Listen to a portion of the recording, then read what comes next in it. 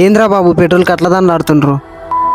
నిజంగా చెప్తున్నా భయ్య, అసలు పెట్రోల్ షార్టేజ్కి కారణం ఎవరంటే మనమే. నార్మల్గా డైలీ 50 లేదా 100 వేసుకునే మనము ఈరోజు క్యాన్లలో పెద్ద పెద్ద బాటిల్స్లో డ్రమ్ముల్లో పోసుకొని దాచుకుంటున్నాం ఇంట్లో. మనం డైలీ ఇలాగా 50 లేదా 100 పోసుకుంటే మనం దాచుకునే పెట్రోల్ ఇంకొక 10 మందికి వస్తుంది. మనం ఒక్కరం దాచుకునే పెట్రోల్ మినిమం 10 మందికి వస్తే అదే ఇంతమంది దాచుకునే పెట్రోల్ ఇంకెంతమందికి రావచ్చు. దానివల్ల మరీ ఇంత ప్యానిక్ సిచ్యువేషన్ అయితే ఉండదు కదా.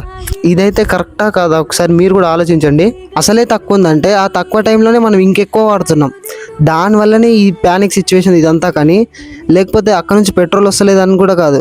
ఇంకా మెయిన్గా ఏంటంటే ఈ రీల్స్లలో వచ్చేదాన్ని అస్సలు నమ్మొద్దండి. కొంతమంది ఉంటారు క్యాన్లలో పెట్రోల్ పోసుకొస్తారు. వాళ్ళు చేసేదే తప్ప అంటే మళ్ళీ దాన్ని ఫోటో తీసి ఒక మంచి పాట సెట్ చేసి దాన్ని రీల్స్లో పెడతారు. దాన్ని చూసి ఇంకొంతమంది పెట్రోల్ బంక్ ముందు లైన్లో నిలబడుతుంటారు. మీరు ఒకటి ఆలోచించండి, ఒక పెట్రోల్ బంక్కి ఒకసారి ఒక లోడ్ వచ్చింది అనుకుందాం, అది మినిమం ఒక వారం రోజులని ఉంటుంది. ఇప్పుడు మనం ఏం చేస్తున్నాం అంటే పొద్దున పెట్రోల్ బంక్కి ఒక ట్యాంకర్ వచ్చిందంటే మనం క్యాన్లలో డ్రమ్ముల్లో పోసుకోకపోవడం వల్ల అది మధ్యాహ్నం కల్లా పెట్రోల్ అయిపోతుంది.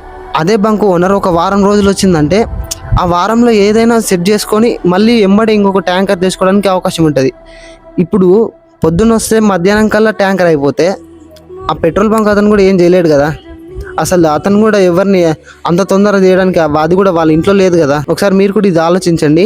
ఫస్ట్ మీరు ప్యానిక్ కావద్దండి, మీ చుట్టుపక్కల ఉన్న వాళ్ళని ప్యానిక్ చేయొద్దండి. ఇది నా అభిప్రాయం మాత్రమే. నేను మాట్లాడింది మీకు కరెక్ట్ అనిపించవచ్చు, అనిపించకపోవచ్చు.